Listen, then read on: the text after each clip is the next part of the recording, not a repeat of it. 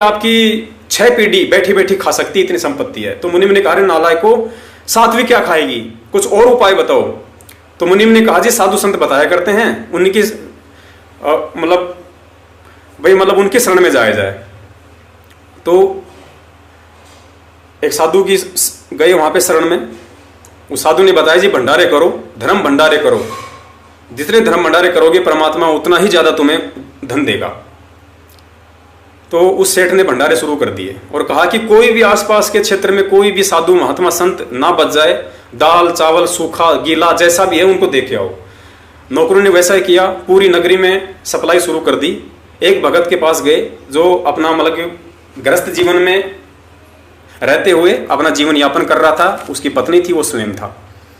वहां गए नरसिंह जी के सेवादार और कहा, जी हमारे सेठ जी का आदेश हुआ है और जी ये राशन ले लो आप। तो उस भगत आत्मा ने कहा कि उसने अपनी औरत को आवाज लगाई और कहा कि भाग्यवान जरा बाहर आओ। वो बाहर आई, कहा कि जरा देखो अपने घर में क्या है, तो कुछ खाने का सामान है। तो वो अंदर गई, अंदर से बाहर आई, बोली जी शाम का आटा है अपने पास में, शाम का भोजन की व्यवस्था है अपने पास में। तो सतगुरुदेव जी ने बताया कि उस भगत ने ये कहा कि भाई हमें नहीं चाहिए। बोले भाई क्यों नहीं चाहिए? बोले हमारे पास में शाम का है। अरे बोले भाई शाम का है, बोले सुबह बोले भूखा मरेगा। बोले भाई भूखा वो मरता है जिसको भगवान पे विश्वास ना हो, वो आदमी भूखा मरा करता है, भगवान का भगत कभी भूखा नहीं मरता। वो लोग बड़े प्रभावित हुए, वापस सेठ जी के पास गए। सेठ जी ने कहा कि भाई सबको दे आए? बोले जी दे आए। तो बोले कोई रह तो नहीं गया? बोले जी एक था, बोले ऐसे ऐसे वो करके, बोले साहब उसने लेने से मना कर दिया। बोले क्यों, क्या कहा? बोले जी उसने ये बात उसने कही है कि हमारे घर में शाम का आटा है, हम नहीं ले सकते, और आगे परमात्मा देगा, नहीं देगा तो फिर उसकी मर्जी। सेठ के कान खड़े हो गए। गुरुजी ने कहा कि सेठ वहां गया, जाके उसके पैरों में गिर गए। बोले भाई महाराज क्यों नहीं ले रहे आप, शाम को ले लो, कल बोले भूखे मरोगे। बोले भूखा वो मरता है जो भगवान की भरोसे नहीं रहता, जो ठग होता है, चोर होता है, भक्ति मार्ग में 420 करता है। गुरुजी ने विधान बताया, वो भूखा मरता है, भगत को भगवान भूखा नहीं मरने देगा। सेठ उसके चरणों में गिरा और फिर उस जो भगत था उसने उसको कहा कि क्यों ये कोड इकट्ठा कर रहा है, भगवान पे विश्वास कर, जब इस सृष्टि के सारे जीवों को दे रहा है। परमेश्वर कहते हैं पोपाटी पकड़ा भया जागी जी या जूम, सबका हमको देता है जो समाना छू। वो परमात्मा चीटी को कण और हाथी को मण देता है, जो ना काम करते हैं, ना झूठ बोलते हैं, ना छल कपट करते हैं, उनका भी पेट भरता है। हाथियों के झुंड का पेट भरता है।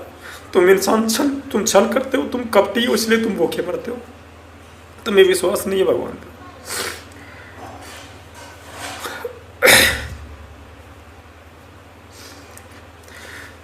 सेठ जी उसके चरणों में गिर गया और वहां से उसको शिक्षा मिली। तो इसी बात को आधार बना के दास ने ओमपाल जी से कहा कि भगत जी हम दोषी न बन जाए परमात्मा के, हमारा मकसद यहाँ पे वो राजपाट प्राप्त करना नहीं है, धन दौलत प्राप्त करना नहीं है, हमारा मोक्ष प्राप्त करवाने का मकसद है। हमसे गलती ना बन जाए। मेरठ में जो आती हैं वो आत्मा आती है जो परमात्मा की विशेष पुण्य आत्मा है, जिन्होंने हमारे ऊपर विश्वास किया है। सतलोक आश्रम मैनेजमेंट हरियाणा को छोड़ा है, गुरुजी की भाई को छोड़ा है, उनकी पत्नी को उन्होंने छोड़ा है कि ये झूठे मक्कार लोग हैं, और हम लोगों ने जो सच्चाई बताई उसके बदौलत इन लोगों ने यहाँ विश्वास किया है। 2 पैसा यहाँ दे रहे हैं भंडारे में, अगर उनको लाभ नहीं मिलेगा भगत जी हम बड़े दोषी बन जाएंगे। भगत जी ने कहा कि 3.5 लाख रुपए दीक्षित जी के अकाउंट में। मैंने कहा भगत जी ऐसा मत करो, उस पैसे को आप सेवा में लगाओ। 3.5 लाख रुपए की यही बात ओमपाल जी ने मेरी दुकान पे भी स्वीकार की। वहां पे एक हरीश नाम का भगत है मुजफ्फरनगर का, आज भले वो अपनी जुबान से पलटी खा जाए, उसके आगे भी उसने यही जिक्र किया। मार्च का समागम 8।